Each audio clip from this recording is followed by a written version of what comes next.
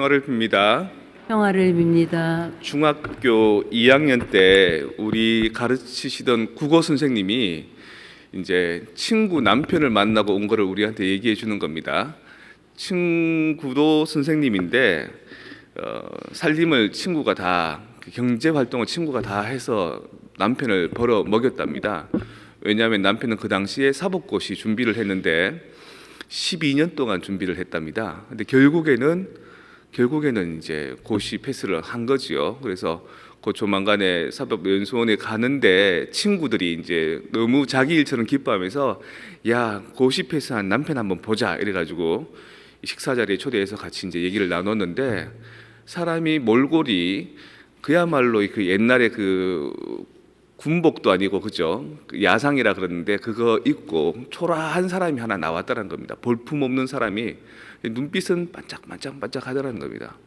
그래서 친구들이 물었답니다. 어떻게 그렇게 포기하지 않고 끝까지 그렇게 했습니까? 라고 하니까 그것 말고는 다른 길이 없었다. 내가 중간에 그만둘 수도 있지만 벌써 많은 시간을 거기에 허비했고 내 아내가 나를 위해서 그렇게 희생하고 있었기 때문에 보답하기 위해서, 가족들 위해서 그 길 말고는 다른 방법이 없었다, 이렇게 얘기했다는 겁니다.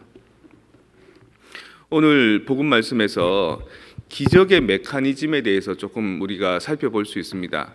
예수님께서 자기의 고향 나자렛에 가셔서 기적을 일으키지 못하셨습니다. 사람들이 믿지 않았기 때문인 겁니다. 저 사람은 우리가 같이 컸던 누구 집 아들이고 저 사람의 가족은 누구고 이렇게 다 너무나 잘 알기 때문에 저 이로부터 나에게 구원이 온다는 것, 기적이 온다는 것을 믿지 못했기 때문인 거죠. 그래서 예수님도 기적을 일으키지 않았을 뿐만 아니라 기적을 일으키지 못하셨다 그럽니다. 그리고 오늘 복음에서는 야이로라는 회당장의 딸을 고쳐주기 위해서 가는데 그 가는 중간에 샌드위치처럼 끼어있는 얘기가 나옵니다. 예수님이 고쳐주려고 의도하지 않았는데 어떤 여인이 내 병이 나아야 되는데 12년 동안 내 병이 나아야 되는데 계속 고생만 하고 의사한테 보여줘도 고치지 못하고 재산만 탕진하고, 근데 저분 옷자락만 내가 만져도 내 몸이 낫겠다라는 강력한 신념을 가지고 예수님을 만졌다는 겁니다. 만지자마자 그 여인이 자기 몸의 변화를 체험했다는 거죠. 느꼈다는 겁니다. 내가 나았구나. 그리고 예수님도 내 힘이 빠져나갔구나, 이걸 느꼈다는 겁니다. 수많은 사람들이 밀고 당기고 하는 가운데 누가 나를 만졌느냐 이렇게 묻는다는 거죠. 제자들이 이렇게 많은 사람들이 서로 비비고 밀리고 당기고 하는데 누가 나를 만졌느냐, 그게 무슨 말입니까? 그러니까 예수님이 다시 이렇게 두리번 살피니까 자기 몸의 변화를 안 그 여인이 예수님한테 실토를 했다는 겁니다. 12년 동안 그러했고 당신을 만지기만 해도, 당신을 터치하기만 해도 내가 치유될 거라는 생각으로 당신을 만졌더니만 실제 나에게 그런 변화가 있었다고. 예수님이 뭐라 그러십니까? 내 믿음이 너를 살렸다. 가거라. 그리고 다시는 아프지 말고 건강하게 살아라. 이렇게 얘기합니다. 오프라 윈프리가 이제 선전하기도 하고 또 수많은 명사들이 이제 선전하는 책이 있습니다. Attraction이라는 책. 그 한국말로 번역하면은 유인력의 법칙. 인력은 뭡니까? 큰 태양과 지구가, 달과 지구가 서로 잡아당기는 게 인력 아닙니까, 그죠? 그러니까 우리 삶에서도 인력이 있다는 겁니다. 내가 저런 사람이 돼야 되겠다, 내가 저기에 가야 되겠다, 이런 인물이 돼야 되겠다라고 강력하게 열망하면 된다는 겁니다. 그래서 그 사람들이 주장하는 바로는 인류 역사상 가장 유명했던 그 사람들은 그 유인력의 법칙을 알고 있었다.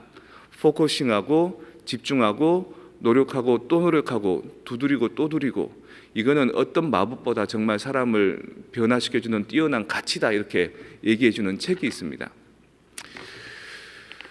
기적이란 것도 그런 요소가 좀 있지 않을까요? 하느님께서 너에게 이렇게 해주겠다라고 해주는 것도 있지만 내가 하느님께 강력하게 바라는 것, 주님께서 나에게 주시는 은총과 내가 강력하게 바라는 그것이 함께 합쳐져서 내가 트랜스퍼 될 수 있는 것, 그게 기적 아닐까요? 이 여인이 강력하게 바라서 예수님이 원하시지도 않았는데 기적이 일어나는 것처럼 예수님이 그들을 구원해주고 싶은데도 그들이 아무도 원하지 않아서 기적을 일으켜 줄 수 없었던 것처럼 결국 그 핵심 요소 중에 하나는 내가 얼마나 강력하게 원하는가, 이게 나를 구원시켜 준다는 겁니다. 마치 12년 동안 고시 준비를 했지만 계속 실패했던 그 남자가 마침내는 고시 패스를 하고 이제 사법연수원으로 가기 전에 사람들을 만났을 때 그 꼴이 아무것도 아니었지만 그 사람에게는 내가 이 길 아니면 죽는다라는 생각으로 계속 브레이크트루 했던 그것이 그 사람의 인생을 전환시켜 줄 수 있었던 것처럼, 우리에게도 기적이라는 것은 하느님께서 우리에게 주시는 은총과 혜택일 수도 있지만, 먼저 내가 계속해서 포커싱하지 않으면, 염원하지 않으면 두드리고 또 두드리고 염원하고 또 염원해서 실패한다 하더라도 계속해서 그 길을 갈 때 우리는 거기에 다다를 수 있는 것이다. 어쩌면 오프라 윈프리가 얘기하는 어트랙션과 기적의 메커니즘은 조금 비슷한 구조를 갖고 있을지도 모르겠다. 주님께서는 무에서 유를 창조하시긴 하지만 아무것도 하지 않는 사람, 아무 노력도 하지 않는 사람, 그야말로 아무것도 없는 것에서 뭔가를 변화시켜 주시는 않습니다. 그것은 자연 법칙의 원리를 어긋나게 하는 거죠.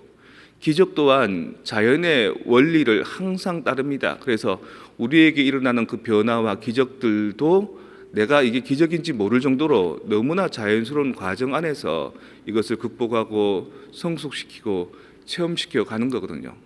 그래서 우리는 잠시 멈추고 지금 내가 하고 있는 것들, 그 중에 성취되는 것들이 기적이구나, 주님께서 나와 함께 계시구나, 그래서 감사를 할 줄 알고 내 능력이 아니라 주님께서 함께 하고 계심을 알고 겸손하게 살아가는 그것, 그게 내 인생 전체의 삶의 언저리들을 기적으로 다시 재배치하고 그것에 대해서 합당한 삶의 태도를 지니는 것이 아닐까. 오늘 우리는 이 독서 말씀을 통해서 내가 진정 원하는 것, 하지만 될 것 같지 않은 일들이 어떻게 하면 이루어진다라는 기적의 가치들, 구조들을 우리에게 알려줍니다. 여러분들은 진정 원하고 있습니까? 그 진정 원하는 것을 안에서부터 병아리가 나오기 위해서 알을 깨는 것과 동시에 밖에서도 주님께서 어미닭이 알을 깨워줘서 줄타기 동시되는 것처럼 함께 이루어져야지만 우리의 한계 상황이 알껍질이 깨어진다라는 것을 깨닫고 갔으면 좋겠습니다.